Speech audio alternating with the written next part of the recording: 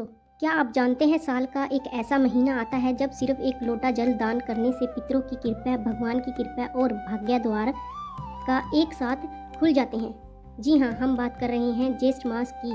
कहा जाता है ज्येष्ठ मास में किया गया जल दान सीधे भगवान विष्णु तक पहुंचता है। लेकिन सवाल है, जल दान इतना शक्तिशाली क्यों माना गया है और इससे हमें वास्तव में क्या प्राप्त होता है।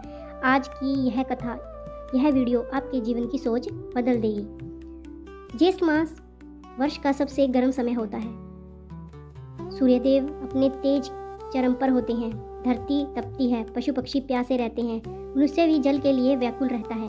शास्त्र कहते हैं जिस समय संसार को जल की सबसे अधिक आवश्यकता होती है उस समय किया गया जलदान महादान बन जाता है। पुराणों में लिखा है अन्नदान से बड़ा जलदान है, क्योंकि अन्न जीवन चलाता है लेकिन जल जीवन बचाता है।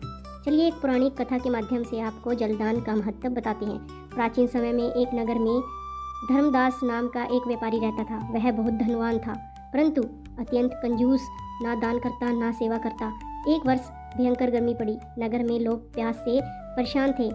एक दिन एक साधु उनके द्वार पर आए और बोले, बेटा प्यासा हूँ, थोड़ा जल दे दो। धर्मदास ने कहा, मेरा पानी मुफ्त नहीं मिलता। साधु चुपचाप चले गए। कुछ वर्षों बाद धर्मदास की मृत्यु हो गई। यमलोक पहुँचते ही उसे तीव्र प्यास लगने लगी। वह जल मांगता रहा पर उसे जल नहीं मिला। तभी यमदूत बोले, पृथ्वी पर तूने किसी प्यासे को जल नहीं दिया, इसलिए यहाँ तुझे जल नहीं मिलेगा। धर्मदास पछताने लगा। तभी भगवान विष्णु की कृपा से उसे एक अवसर मिला। उसे पुनः मनुष्य जन्म मिला। एक बार उसने ज्येष्ठ माह में जगह जगह प्याऊ लगाए, प्यासों को जल पिलाया। कुछ ही वर्षों में उसका जीवन बदल गया। धन बढ़ा, रोग समाप्त हुआ, परिवार सुखी हुआ। मृत्यु के बाद विष्णु लोक प्राप्त हुआ।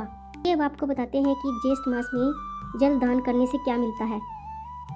शास्त्रों के अनुसार ज्येष्ठ माह में जल दान करने से सूर्य दोष शांत होता है, जीवन में रुकावटें कम होती हैं, पितर प्रसन्न होते हैं, पितरदोष कम होता है, अकाल मृत्यु का भय दूर होता है, आयु और स्वास्थ्य में वृद्धि होती है, धन और भाग्य में वृद्धि, रुके हुए काम बनने लगते हैं, मन की शांति मिलती है, घर में सकारात्मक ऊर्जा आती है। चलिए अब आपको जल दान करने की सही विधि बताते हैं। सुबह स्नान के बाद मिट्टी या तांबे के घड़े में जल भरें, उसमें थोड़ा गुड़ या मिश्री डालें, छांव वाली जगह रखें, पक्षियों और राहगीरों के लिए जल रखें और मन में प्रार्थना करें, हे भगवान, यह जल दान समस्त जीवों के कल्याण के लिए है। इसके लिए कुछ जरूरी नियम होते हैं, जानिए। जल दान करते समय कभी अहंकार न करें। दान वही फल देता है जो निस्वार्थ भाव से किया जाए। हो सकता है आप बड़े दान करने में सक्षम न हों, लेकिन याद रखिए, एक लोटा जल किसी की ज़िंदगी बचा सकता है और आपकी किस्मत बदल सकता है।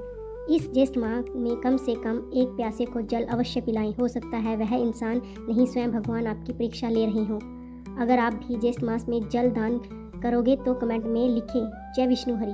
वीडियो को लाइक करें, शेयर करें और ऐसे ही धार्मिक ज्ञान के लिए चैनल को सब्सक्राइब जरूर कीजिएगा। आप सबकी मनोकामनाएं पूर्ण हो। धन्यवाद।